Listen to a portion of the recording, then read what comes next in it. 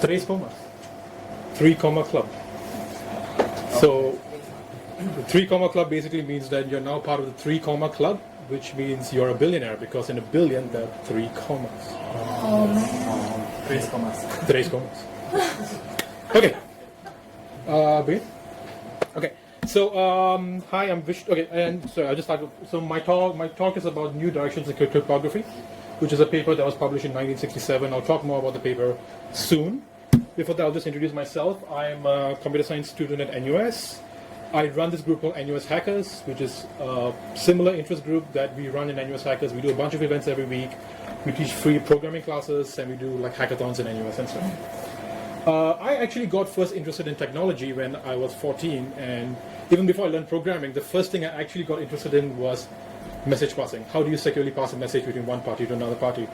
And which was the field that I'm going to talk about today. So this is actually a very interesting field for me, and I've been interested in this field for a really long time. I used to be a Hackerspace member, not anymore. I think 2009 I paid for a few months, and then I couldn't afford it at the time, so I stopped paying. I should fix that one day. Start paying for Hackerspace again. And this is my first time attending this event, even as an audience. So I think I know what the format is, but I think the format is you guys can stop me anytime. Feel free to break me anytime and ask me any questions. Yep. So the paper we're discussing is called New Directions in Cryptography. It was published in November 1976 in this, it's called the IEEE Transactions of Information Theory. It's written by these two guys, Whitfield Diffie and Martin Hellman. And the main breakthrough in this paper, usually when we refer to this paper, we don't refer to it by New Directions in Cryptography, because the main breakthrough that they invented is called Diffie-Hellman key exchange. So usually when we talk about Diffie-Hellman key exchange, we're talking about this paper, which I'll be talking about afterwards. Even though it was published in 1976, the NSA, we all know what the NSA does, they claim that they actually invented this in 1966. But NSA being the NSA, they actually can't reveal anything. So we have no proof that if they actually did that or not, but they are claiming that they actually invented this, but they did not reveal that to the world. Oh yes, and the two inventors who wrote this paper, they just won the Turing Prize last year, which is the Nobel Prize for computer scientists. Okay, before I dive into the paper, I'd like to just quote a very interesting quote that I found. The development of cheap technology hardware, this is 1976. And this is when I realized this code can be used at any point in time, and it's always true, right? Because I just checked some like historical records. In 1976, the biggest hard drive at the time was like 5 megabytes or something. And right now, we can't even imagine that. So this code, like you can always write this code at any point in time, and it's always true. So if you're writing a paper, just copy and paste this. This is actually the second sentence in the paper. Always true. The development of cheap hardware has freed blah, blah, blah. Okay. So I'm going to go straight into the paper now. The paper starts by introducing what is conventional cryptography, the problems with it, and then they're going to talk about the invention. So let's first discuss what is conventional cryptography. I'm going to start that by talking about why do we need cryptography in the first place. So we use cryptography for two main things. It's privacy and authentication. Privacy, we want to make sure that when I send a message to someone else, only the someone else is able to read my message. And also, while it's being passed on to someone else, no one else has managed to inject their own message on top of my message. So when I say something to another person, only that other person knows that this message is true and it came from me. The second thing is authentication, where this motivation is basically we want to use cryptography as a form of signature. Like this was written in 1976. Where at that time all contracts and all documents were still signed on paper. So this document they actually mentioned some form of digital signatures that could be used, which is actually how digital signatures came about afterwards. How can we use cryptography for authentication? If I receive a message from someone, how do I know that you are the actual person who sent that message? Because when you think about the online world, anyone can pretend to be anyone. So how do you actually prove that the right person sent that message? Most modern standards of cryptography, they actually give both these days. You get both privacy and authentication just by using one standard cryptography system. And there are some systems that only give you auth. Okay, before we go on, I'd like to introduce some famous people in the cryptography world. There are three people that we usually talk about, and this is the standard, right? So whenever cryptologists, who are people who like this stuff, whenever they talk about cryptography, they talk about these three names. There's a person called Alice and there's a person called Bob. Alice is always the one who initiates the message, and Alice wants to send something to Bob. And there's always a person called Eve, who is like an enemy, and Eve is always trying to listen in. Eve is always trying to get what message are they trying to send across. So the objective here is, like for example, Alice wants to say "I love you" to Bob, but Alice needs to make sure that Bob is the only person who can receive this, and Eve is not going to receive that message. And another thing we have to consider is, usually there are two forms of communication. You have a secure channel and an insecure channel. So when this paper was written, they considered insecure channels as telegrams, like sending stuff in the mail because the mail can be opened. Phone calls are also considered insecure channels because you can get a wiretap. Even the NSA could listen in on you, right? And they considered secure channels to be physical, actual contact. So when Alice actually meets with Bob, whatever is happening at that time, they consider that secure channel because you can ensure that the room is not being heard or anything. So that's a secure channel. An insecure channel is something that you don't trust. So the objective here is to send a message in the channel that we don't trust, but still have some trust in the message that we're sending over. So, so back to the thing about conventional cryptography. The paper mentioned this thing called a one-time pad. So a one-time pad was actually invented in the 1800s. It's a very, very old thing. And a one-time pad is basically when you want to send a message to someone, you generate a pad of randomly generated bits that's equal to the size of the message that you want to send. I'll show you an example, and then we'll go through a demo to understand this better. And a one-time pad is considered to be mathematically unconditionally secure, which means if done right, this system can never be broken. It's the highest form of security that we have. So if you actually generate a true random one-time pad, and you only use it once, and you never ever reuse it, this is true security. Most of our security systems that we use today, like to browse the internet, to do whatever you want to do, it's not unconditionally secure because this is infeasible for reasons why I'll show you later on. So let's talk about a one-time pad. Same example, and let's say there's a message "hello," and I want to send this message over to Bob. So one thing that we need to actually do, so Alice and Bob, they need to decide on a key, and this key is basically the one-time pad here. And the one-time pad needs to be as long as the message. And all Alice needs to do is she's going to basically alphanumeric addition. Add hello to that key, mod 26, and he's going to get a cipher. A cipher is basically that encrypted message that you can safely send over plain text. And once that plain text is sent over to Bob, Bob can do the reverse of the same function to get the same message back. So just as an example here, my key has to be sent over a secure channel. That has to be done because if my key has been read by Eve, there's no point. Eve can do exactly what Bob is going to do. And then I'm going to do that math here, which is add hello to the key. This is my one-time pad, which should be as long as the message itself. And then I'm going to get this. I'm going to send the cipher message over to Bob. Bob is going to do the reverse of this. So what this did is it took the message plus key mod 26. Instead of doing that, we're going to do message minus key mod 26. So the opposite of what Alice just did. And we will get this. We'll get the message back, which is hello. And this is a one-time pad. This is exactly how a one-time pad works. So this was actually what I think most people in World War II used to communicate, like the Germans and the English and the Allied forces. They all use one-time pads. The Enigma machine was actually a one-time pad. I think it was one-time pad, right? The Enigma machine? Yeah, so it wasn't? Or something else? Enigma is just very complicated, but it's not a one-time pad. Okay. Yeah. So the thing about a one-time pad is you need to meet the other party in a secure channel and actually exchange your pads. And the moment you reuse the same keys again, because when you use something in a one-time pad, you need to strike it off. If you use the same thing again, you can do crypto analysis on the results and you can find out what was actually written and probably like decrypt the whole thing. So that's a one-time pad. So what's wrong with the one-time pad? The problem is, as I said many times, the pad needs to be as long as the message. So if I want to send you a 1 gigabyte file, I need to have a 1 gigabyte one-time pad of randomly generated numbers that we're both sharing and we both have access across the site. That's quite impractical these days. And so instead of going for unconditionally secure methods, let's go on to computationally infeasible methods, and that these are methods that can be broken, but they have been proven mathematically to be computationally insane. Like if you want to break it, it's almost insane. And in that concept, we have two basic concepts, which is a stream cipher and a block cipher. And these are symmetric ciphers. Symmetric basically means it's the same both ways. So the key that you use to encrypt it, you can use the same key to decrypt it. So if my key is ABC, I can use ABC to encrypt my message, and when the other party receives it, she also uses ABC to decrypt that same message. That's a symmetric cipher. We will go on to asymmetric ciphers afterwards.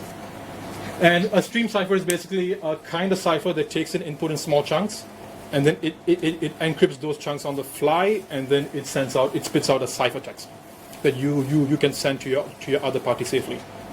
And one common use of a stream cipher is called RC4, which is no longer considered secure anymore, but I think it's still commonly used. I'm not sure.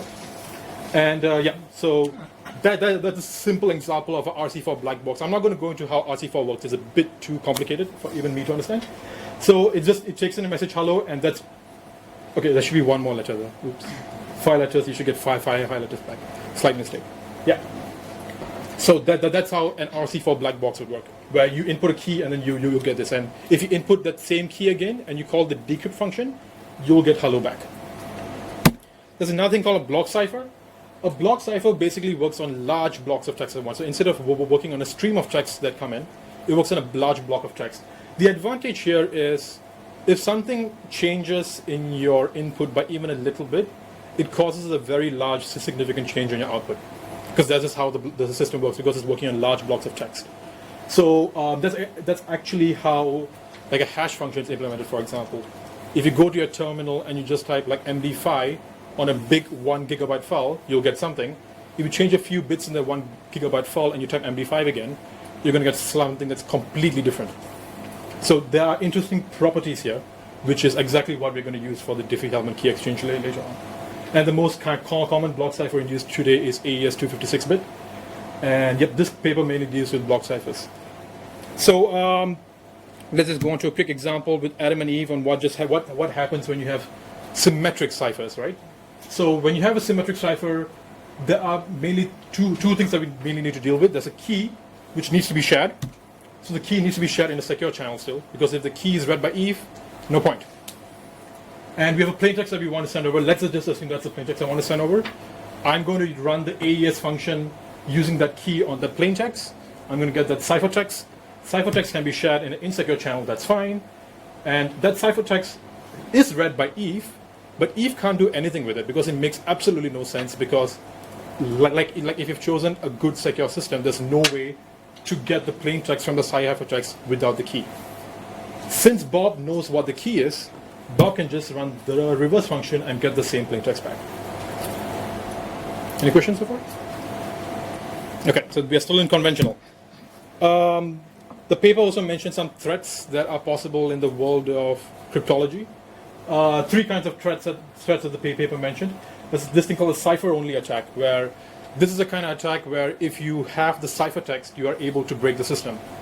What's the point of the system, right? Because if you have the cipher, if the whole point of an encryption standard is you give it plaintext, you get ciphertext, if you can secure and you're able to securely transport that ciphertext over an insecure network, and the other party will be able to decrypt it. If Eve can read my ciphertext and be able to decrypt the whole system, there's no point. So a simple example of a cipher-only attack is if I do a function where all I'm doing for encryption is I take all the alphabets and I plus it by 2, right? So that's very easily guessable just by looking at the cipher without even looking at the plaintext. Just by looking at your things, I can do some word analysis and find out what your cipher is. Another kind of attack that's possible is the known plaintext attacks. So in this example, Eve has access to both the plaintext and the ciphertext. So she, as in Eve, knows what goes in and what comes out. Most modern standards are not susceptible to this. But an example of something that could happen here is if you have a key that uses an XOR cipher, and if it's just a simple XOR cipher, just by looking at the plaintext and the and the ciphertext, you would be able to figure out what's happening in between. And then there's a chosen plaintext attack, which is basically Eve have access to the entire system. So this is the kind of attacks that are possible these days on most of our modern like encryption standards, where we actually know, like when we talk on the internet, we know exactly what standard you're using between me and google.com. We're using TLS 1.2 or something, and we know exactly how it works. It's open source, and I have access to everything. And I also have access, I could have access to the plaintext and the ciphertext, but even though I have access to these things, I still can't figure out the key, because the key is just that secure. So that's the only kind of attack that's possible these days in more modern cryptography. And the reason why you can't access the key is the next topic, which is key sizes. So I mentioned the word 128-bit just now. What the hell is 128-bit? Whenever you're in the world of cryptography, they always talk about bits, right? What does bits mean? So that's the first rule is the most important rule, which is all our ciphers, no matter how secure they are, they can be brute forced. Because of as long as you're not using a one-time pad, you still can brute force this because of the fact that our keys are always shorter than the message. So just by guessing the key, you could guess the key, for example. And when I say 128 bits, what that means is there are 128 zeros and ones. The length of the key that I'm using is 128 zeros and ones. It could be in any form. It could be alphanumeric. It could be just binary. It could be anything. That does not matter to me. Which means if I have 128 bit, I have 2 to the power of 128 possibilities, which is that number, right? The number could range from 0 all the way. I mean, these are the number of possibilities there. There are 340 billion possibilities of keys out there. Which means if I could run a cracking machine that could test 1 billion keys a second, that's how long it would take. So if I could run 1 billion keys a second, if I could test 1 billion keys a second, it's going to take 5 times 10 to the power of 21 years to go through half the keys. Just half. Because if you look at maths, there's a chance that there's a 50% chance that the keys are going to be on the first 170 billion instead of the second half, right? So it will take me that much time just to go through the first half of the keys. And the age of our universe is 1/4 of that, so it's going to take a long time. Since the Big Bang, it's only about 1/4 of that. So this is why we consider these kind of encryption standards to be very secure, as long as your key size, that's why it's very, very dependent on your key size. If you have a good enough key size, things should be fine. Now we're done with conventional. Any questions before I move on to what the paper is actually talking about? Okay. And that is the Diffie-Hellman key exchange.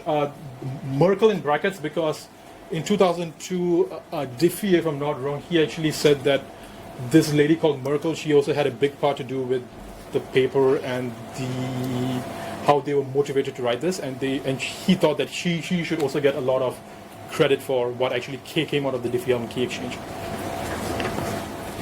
And okay, so let's just recap how our old system works, right? So if we are doing a symmetric key encryption, I have a key, and the problem here is the key needs to go through a secure channel.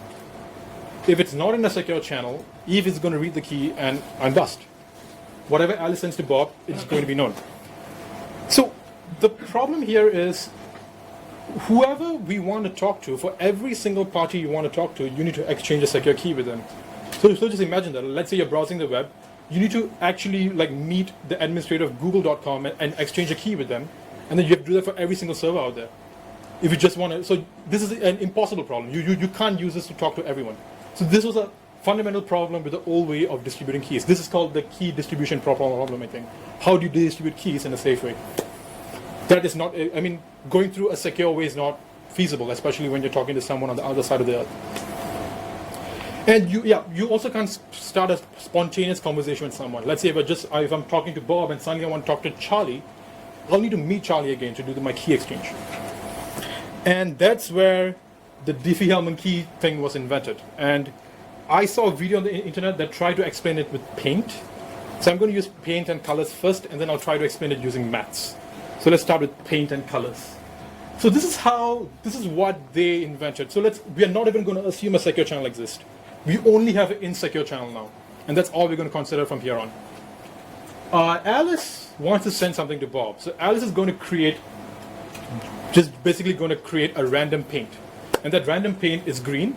And this paint is going to be transferred on the insecure channel to Bob. So whenever something gets sent over the insecure channel, we can assume that Eve has read the message. So I'm just going to leave it there because E is now aware of this color, and we call this the base, because that base is going through the unencrypted channel, and it's completely fine that this is happening. The next thing that happens is, once Bob knows that Alice wants to send a message and Bob has received the base, both parties are now going to randomly generate a new color. Okay? So Alice has generated a new color, purple, and Bob has generated a randomly generated new color, dark gray. Right? And now what they're going to do is they're actually going to exchange these colors on the public network. When that happens, Eve... Okay, I'm sorry. Before we do that, completely forgot that. We need to actually add these two colors together. So we have a base that's shared among each other, and we're actually going to add these two colors together. Let's just assume, for the sake of this exercise, that colors are something that you can easily add, but it's very hard to find the factors of those colors once you've added them. Which I think is true. So if you add two colors together, it's very hard to find out exactly what those initial colors were. So each of them are going to add their own unique color with the base, and they're going to get a new color, right? So when you add green and purple, you get that color.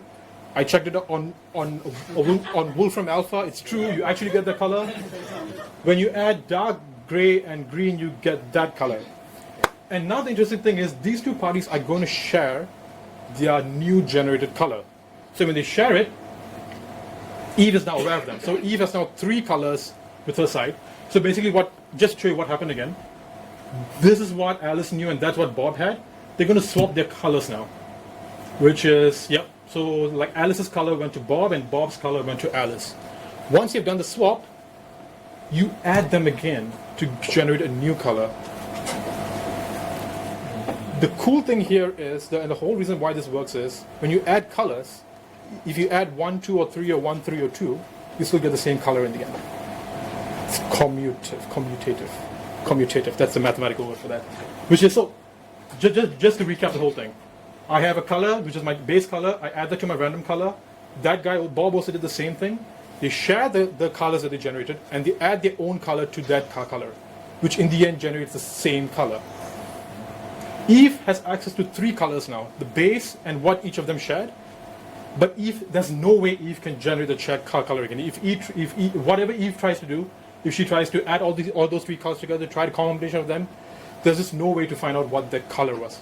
Because there's no way for Eve to find out what that randomly generated color was. There's no way for Eve to find out that Alice actually created a purple.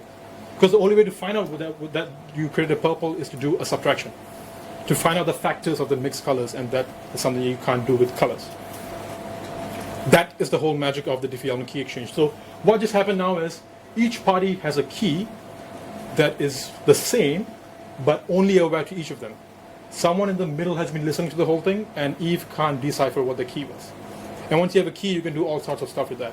We just securely transfer the key on an insecure platform. Any questions before we go into the math part of how this works? Okay. Sorry. Yeah. You had the dark one on the left is the dark green and the gray, right? Yeah. The gray is what we got from that side, from the Dark same green function. is what you originally. So the dark green is what. Dark green is what Bob had. Yes, the dark green is what Bob had. Eve also have the dark green and the gray. Yes. Eve can add it together. No. Eve does not have the private. Eve does not have the private key. The original unique color. What colors are these? No. Yeah. In this example, we're going to assume that they're not. Colors are Yeah. affected. Yeah. They are. Except when you use pink. Yes. But if you use green dots or whatever, that should be. Yes. That's true. So I think the difference here is you add what you got from the other person with your own private Private key, right? With Alice's purple, case, right? in Alice's case, you add the Dark green to the purple. the dark green. Oh yes. Like mixed range, right? What you're showing is public data adding together. Yes. Yes. You add the dark green and the purple, and Yes. the dark gray and the dark And green. the dark, Yep. darker gray. That's missing my slide. So what should actually? Okay, that makes sense. Yeah. I think I got the math part correct. I think I was confused by it. So what should actually be happening is when you share something, so that the dark green that's going to come from Bob, you add that with the purple. Yes. That's how you get the private key, which Eve does not have access to. Correct. Completely wrong slide. No point. The math might be a lot easier. Yes. Just a couple of allows me to change position and we find. Okay, so the thing that we need here is, in the sake of paint, we actually need to have a one-way function. They define a one-way function as a function that's easy to compute one way, but almost impossible to compute the other way. And in this paper, they propose exponents. And for the case of exponents, it's easy to compute what is the exponent, what is a to the power b, but given that answer, it's quite hard to find out what the factors were, especially if it's a prime number. But in this example, we are not going to deal with primers. That comes under RSA, which is a different thing. So this is the map that they proposed. Y equals to a to the power of x mod q, and these two numbers have this properties, where q is a prime number, and a is a primitive root of q. I had no idea what this means until I just Googled it a few days ago. So a primitive root of q is basically the number a. When you run this function, you're guaranteed that you'll, let's say in this example, to explain what a primitive root, I'll go to this slide. Let's say I'm going to use the prime number 17, and I know that 3 is a primitive root of 17. When I do this, y can be any value from 1 to 16. It's possible for y to be equal to any value from 1 to 16. It can't go above 16 because of the modulus there. And that's what a primitive root of a prime number is. It has a special ability where no matter what x is, there would be an even distribution for this result to be equals to 1 to 16. And this is an important thing, because now I know that no matter what my x is, it's going to be randomly distributed, but evenly distributed between 1 to 16. So this is actually the function, the one-way function that they defined.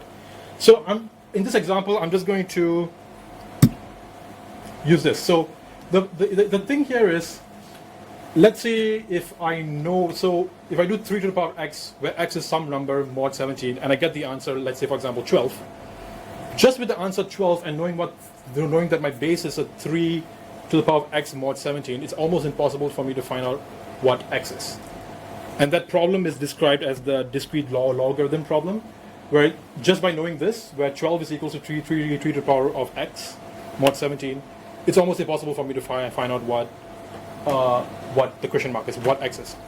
And because 3 is a primitive root of 17, I know that there is an answer to this. I just do not know what the answer is. It's computationally extremely hard. To repeat myself, 3 to the power 29 mod 17. So 29 is a discrete, so 3 is a primitive root of 17, and 29 is basically x, where x can be any big number. 3 to the power 29 mod 17 is an easy thing to do. It's an easy thing for me to compute, while the reverse of it is very hard, where if I know the base and I know the result, which is 12, finding, okay, my arrow should be one way and the other one should be the other way. Yeah, so the top one's going to the right, the bottom one's going to the left. It's not both ways. Where for the bottom one, if I know 12, finding out what the question mark is extremely hard. You basically have to kind of like, yeah. Is the question mark unique? Sorry? Is the question mark unique? Like, are there multiple question marks? Uniqueness of the question mark. What do you mean by unique? Uniqueness, meaning there's only one specific value. And you get No. There are many values that it can be. Yeah. Because of the fact that, yeah, it's a model. What makes it hard? That Yeah. you don't know which one of the many ones Yeah. you are looking at. And the primitive root basically says that they're all equally probable. Yep. So you can't have like some frequencies that are unfair. So yeah, exactly. So let's assume, okay, so now that we've learned the math, let's just go through the example again, but without paint, and hopefully I do a better job this time. So same example again, we have Alice, Bob, and Eve, and what they're going to decide publicly is they're going to decide on the one-way function together. So we know that the one-way function is something mod q, right? So they're going to decide on that together. So I'm just going to use the same example again. 3 mod 17 is the function, and this is going to be aware to everyone. Even Eve is aware of what this function is. And this is going to be publicly shared to everyone. So maybe if Alice is the one starting the message, like Alice is going to generate that and send that to everyone. In the real example, we are going to be using huge numbers here instead of tiny small numbers, where the prime number is going to be a huge, extremely large prime number, usually by like, yeah. And then what happens is in each case, just like in the paint example, Alice is going to generate a secret number. Bob is also going to generate a secret number. Once they've generated a secret number, they're going to run that function on that number. So X has been replaced here by the secret number that they individually generated.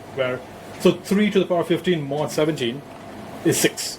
It can only be a number between 1 and 16, and that's the answer. It's 6. And on the other side, on Bob's side, Bob has the same function as well. So 3 to the power of Bob's secret number mod 17 is 12. And then on the public network, they're going to share these numbers across each other. They're going to share the result. When you share the result, Eve is now aware of both sides. So Eve knows what Alice sent to Bob, and Eve also knows what Bob sent to Alice. So that's exactly what Eve is aware of. And Eve is also aware of the function. So on the shared side, this is what Alice has received, and that's what Bob has received. They've received each other's number insecurely. Now what they do is they actually run that same function again, but they actually run it, they use the shared number as the base this time. So they take 12, so what Alice does is the number that he got from Bob, 12, to the power of Alice's secret number. This is where I made the mistake in the plain example. So 12 to the power 15 mod 17 is 10. And interestingly, on the other side, when you do the same thing, which is the number that Bob got from Alice, which is 6 to the power 13, which is Bob's secret number, mod 17, is also 10. They have reached, they've basically reached the same number without actually sharing what that number is. That's the math behind this. Just to explain this one more time, the reason why this is possible, oops, keynote animations. Yeah, so the reason why this is possible is, where did 12 come from? 12 is actually 3 to the power 13, right?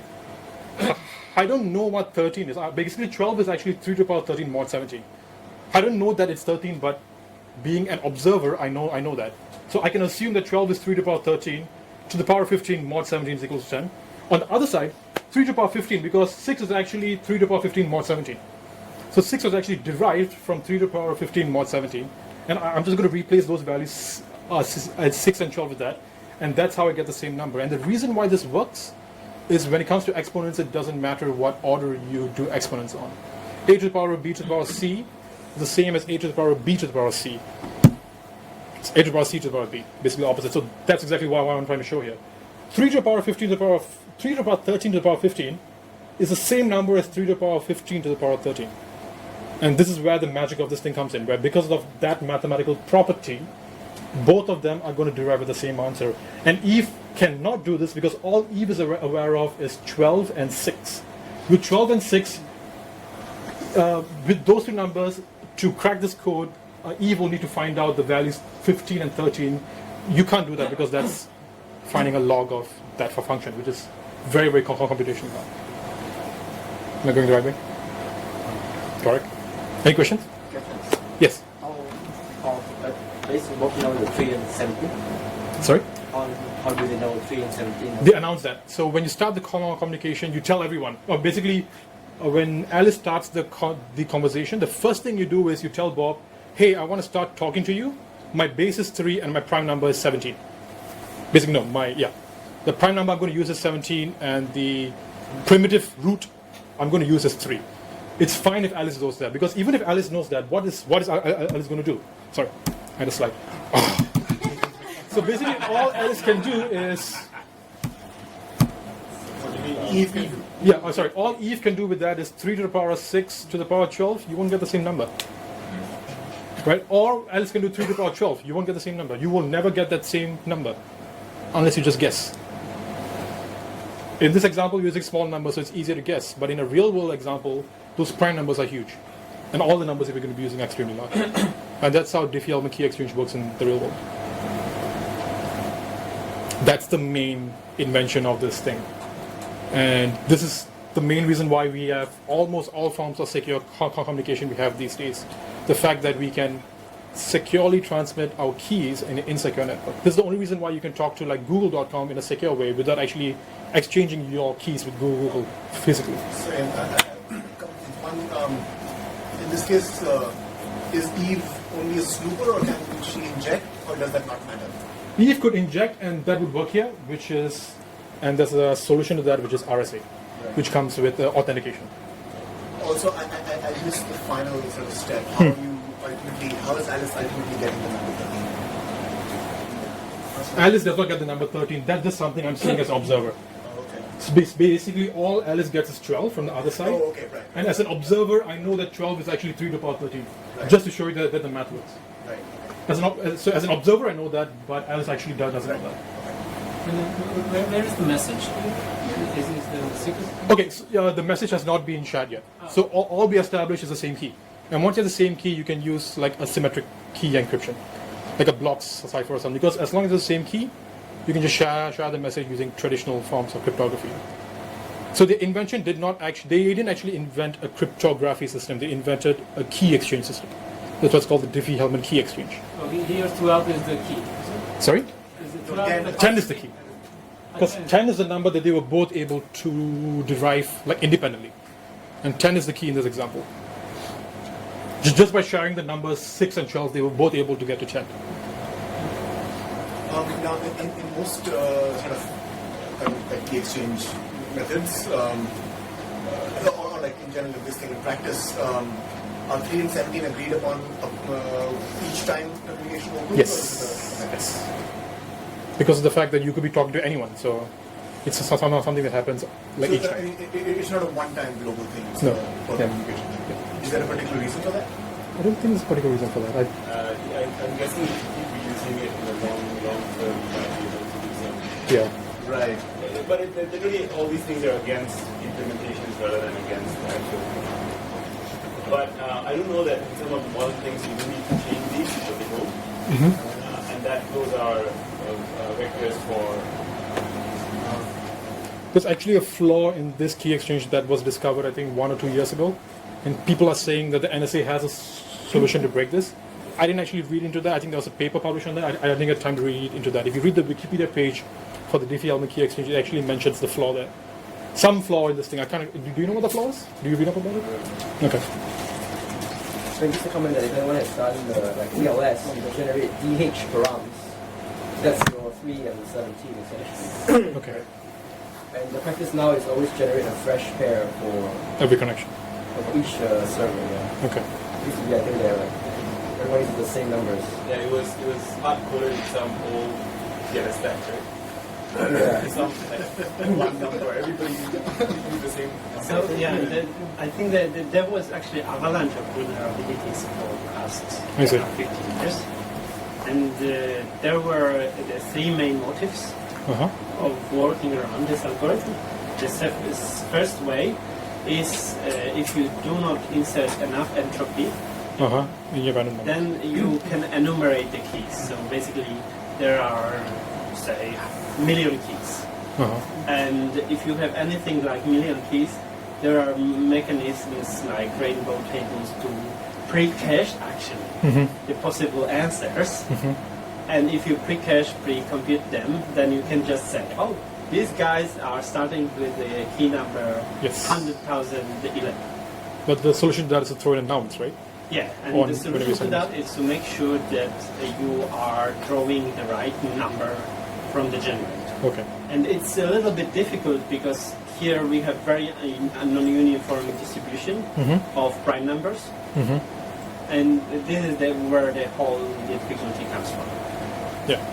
And the second thing, I believe that in some cases the people basically were leaking timing parameters that were used to preset the entropy. I see.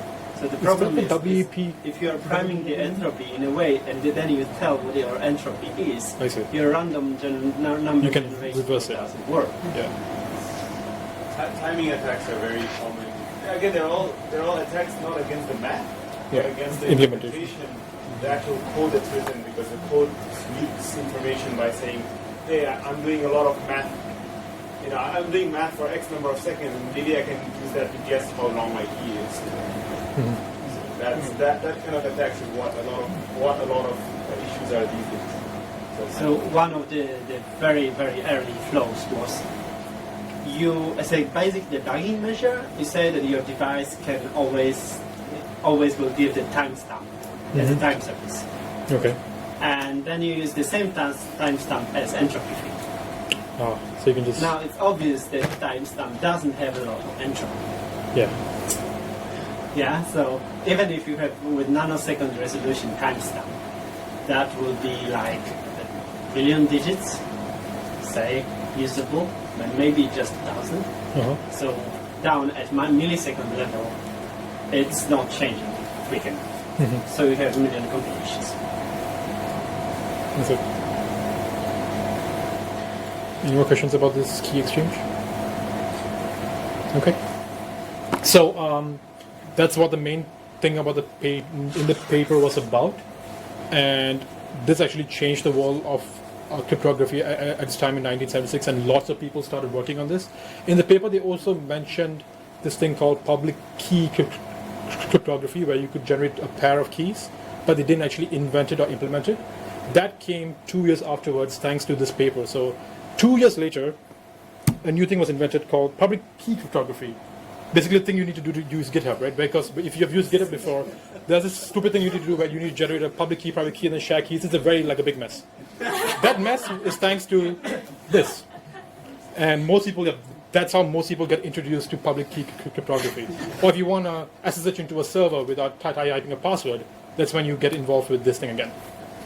So this is basically a tangent from this paper. This wasn't actually defined in this paper. I'm just going to go into another paper now, just a quick touch through into this thing called RSA, which was published in 1978. And this was completely motivated by the Diffie-Hellman key exchange paper, where they define a lot of the strategies that are used in RSA. And the new thing that they're using here is this thing called an asymmetric cipher. And I think I have a better slide explaining this. So this is an asymmetric cipher. So whenever you generate a key, well, like let's say I'm Vishnu Prem and I want to generate a key, the RSA system, it generates a pair of keys for me. It always generates this thing called, it doesn't matter which one is private or public. By maths, it's basically 2 keys. Just imagine it's 2 keys. And the way the system works is I can use any of these keys to encrypt, but I cannot use the same key to decrypt. I have to use the other pair key to decrypt. I'm not going to explain the math because it's complicated, not in this talk, but just assume that, right? So I have 2 keys. If I use key A to decrypt, I must use key B to decrypt and vice versa. And in the sake of public key cryptography, we call them a public key and a private key. Because one key can be shown to the public, the other key cannot. And that's the whole basis of the public key out there. The fact that the private key is, yeah. I think now the policy is the private key is called private because it usually also includes the other from it. So whenever you generate it, actually, you have basically 2 files. One contains only blue, yes, and the one contains both blue and red. Oh, I see. And that's why when you have blue and red, you can do everything. Yes. So it's very, very private. I see. Yeah. Yep. So that's the thing that we need to know. And by using this concept, let's go back to the example of Adam and Eve. Sorry, Alice and Bob. I don't know why I say Adam and Eve. I wonder where I got that. Okay, so in this example for RSA, each party here, they're both going to generate their own private and public keys. A pair of keys, because that's what the RSA key generation function does. It creates a pair of keys. Let's assume blue is public, red is private. Blue is publicly known to the insecure world. So usually, that's the whole reason why when you talk to GitHub, you are telling GitHub your public key. It's okay for anyone to know this, because we'll understand why it's fine. And if you write a message with your private key, because of the key pair thing, it can only be decrypted with your public key. If you write a message with a public key, it can only be decrypted with your private key. This is a very interesting concept because let's say I have a plain text, I have a message. Should have been on top. Okay, I have a message, and I want to send this message from Alice to Bob, and I also want Bob to make sure that this message actually came from Alice. Authentication. Previously, we didn't talk about authentication at all. And we actually have authentication in the system, and I'll show you how that works. So what Alice does is, Alice is going to take Alice's own private key to encrypt the message. So when you do that, that message turns into ciphertext, which can only be decrypted by Alice's public key. So if you push this out there in the world, anyone would be able to decrypt this message, right? Because it's been encrypted with Alice's private key. It can only be decrypted with a public key. That's not very good if you want only Bob to read your message. So what you do is you actually take the ciphertext and you encrypt it one more time. And this time you encrypt it with Bob's public key, which is publicly known. It will be posted somewhere on a website. For example, if you go to vishnuprem.com, you would see my public key there, because it's fine for anyone to know that. So by using Bob's public key, which I know belongs to Bob, that requires some kind of authentication. You actually need to make sure that the person who's claiming to be Bob is the real Bob. And Bob usually owns the website or something like that. That's one way to make sure of that. You take the ciphertext and you encrypt it one more time using Bob's public key. Now what you have can only be decrypted by Bob's private key. I have a ciphertext here that's been encrypted twice. I send this over to Bob. So don't forget, so that thing, the last time it was encrypted with Bob's public key, the blue one. To decrypt it, Bob takes his own private key, which unwraps it. You again get a ciphertext that makes no sense. That's not really plain text. And once you do that, now you have a ciphertext, because you have basically imagine a box inside a box that's both locked. A locked box inside a locked box. Once you unlock the outer box, you can now unlock the inner box. I have the inner box now. With the inner box, I take Alice's public key, because that box was secured with Alice's private key. So the public key is now the key to unlock this box. Unlock it and now get the plain text. The cool thing here is you can talk to anyone now, because as long as anyone has published their public key online, you can start a communication with them. And you also know by doing that verification step that key was actually, whatever plain text that you got was encrypted by Alice and only Alice because of this key pair thing. The last step would not have been possible unless Alice's private key was used to encrypt that message for the first time. And that's the whole concept of RSA, which is something that came two years after this. Another big thing in the world of cryptography. There is a problem here. The problem here is asymmetric keys and asymmetric key encryption is a very, very slow process. Compared to symmetric key encryption, it's about 1,000 times slower than symmetric ciphers. Like asymmetric ciphers are very slow. So a solution to this is, let's just use the asymmetric key technology, which is RSA, to transfer a symmetric key.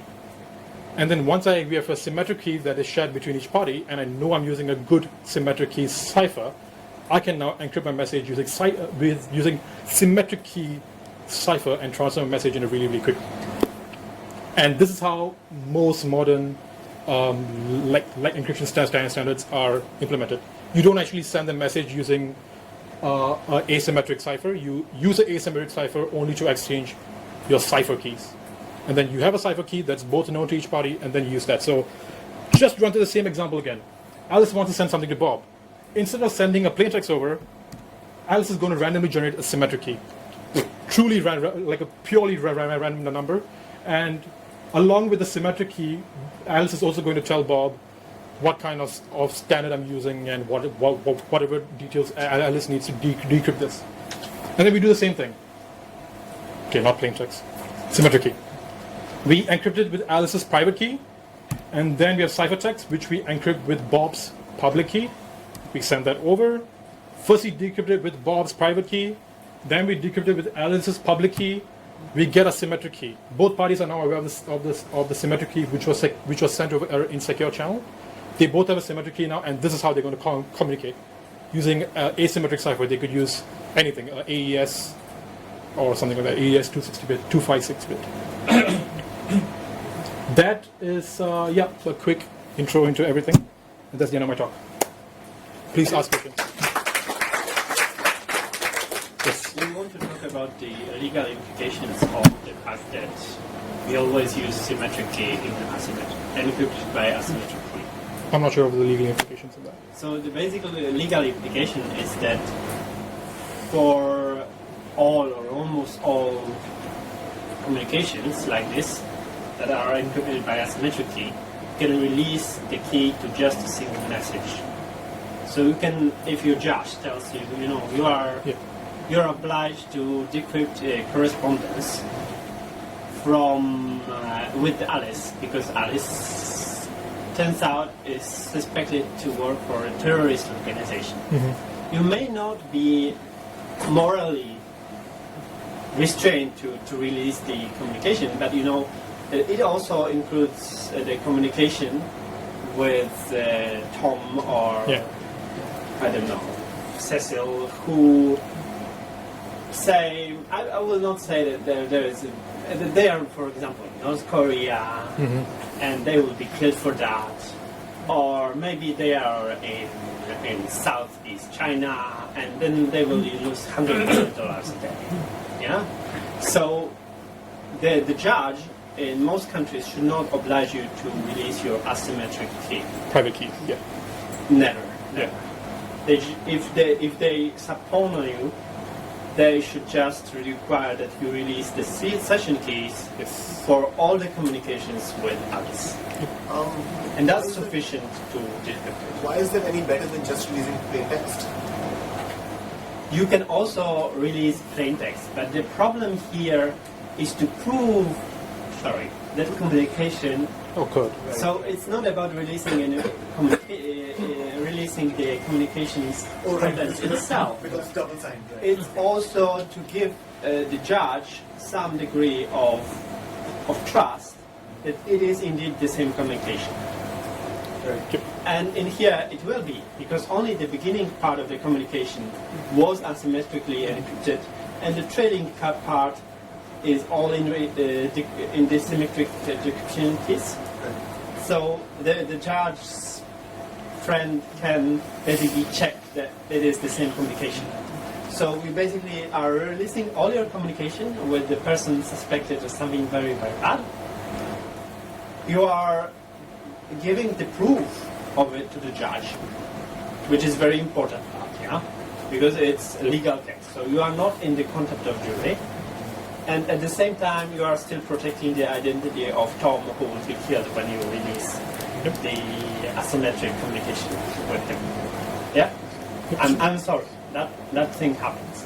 Yeah. It may even be in perfectly lawful country. That there may be people that are either in danger of being sued or being killed without any because I mean there is always an interest. Say North Korea has an interest in protecting some information. Yeah. And they're lawfully obliged them to kill everybody.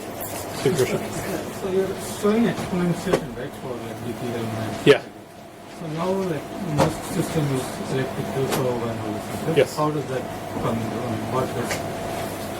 Why do people use electrical curve instead of exponential? I've read about elliptical curve. I completely forgot about it. Is that's like open to the floor? The question was, why do we use elliptic curve technology nowadays, and what is it? The problem with RSA is its security is based on key lengths, like what you said. The kind of key lengths you're looking at today for a secure RSA communication It's in the thousands. 4096. Yeah. 2048 is considered barely safe. 1024 is known to be, you don't want to go there. You don't want anything, because the way it works is the higher computational power you have, the more more number of bits you can brute force, or the faster you can brute force. So 1024 are considered kind of unsafe. 2048 is the least you should do. 4096 is what you should have at least for safety. Elliptic curve though, so this is RSA. Elliptic curve though, for the same amount of safety, so the same number of Computational universes hardness. you need, the same amount of computation time. The key lengths are much shorter. You're talking about 100 something or 70 something, 80 something bits. So the complexity of the brute forcing of elliptic curve is much harder, much more than the complexity of brute forcing RSA. And elliptic curve is still asymmetric. It's Okay. It's used for asymmetric. So that's what you will see a lot of things using nowadays. It's funny though, because RSA was invented in 1978. Yes, 78.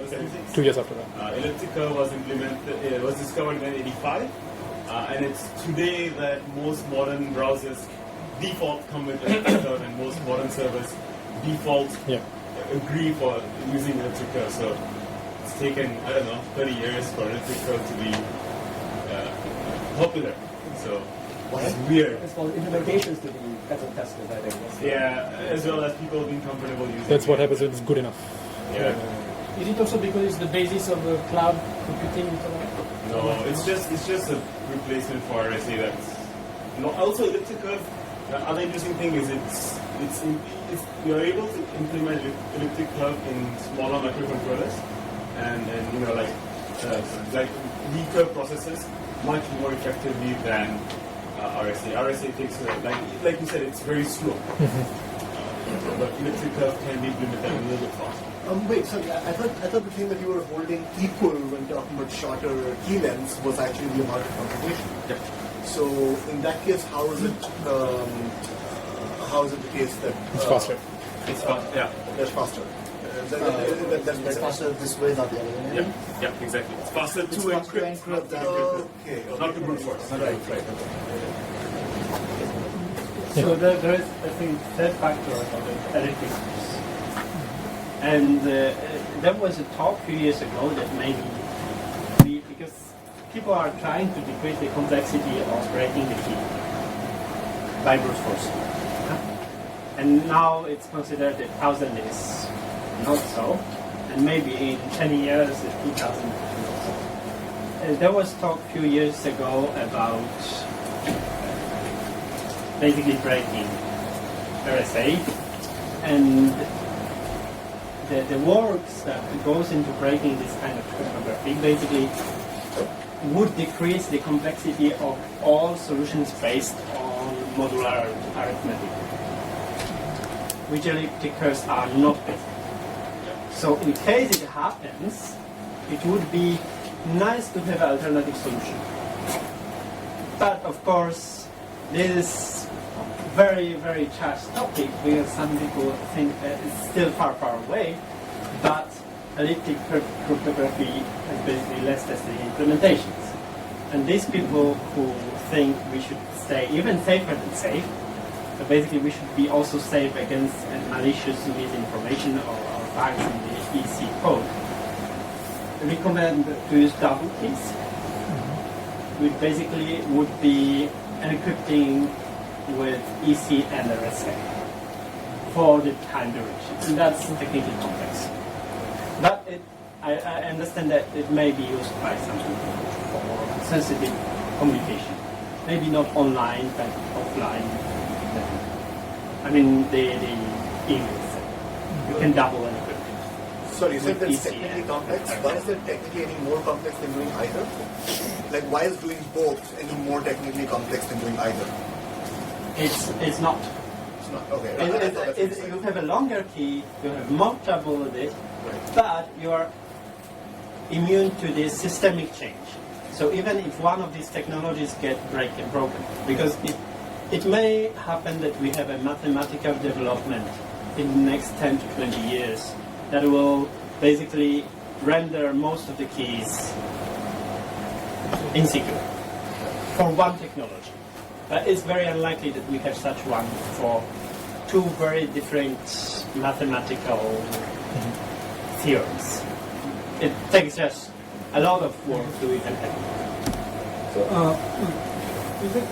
do you know how to extend this for certificate authority and chain of trust and all this stuff? Yeah.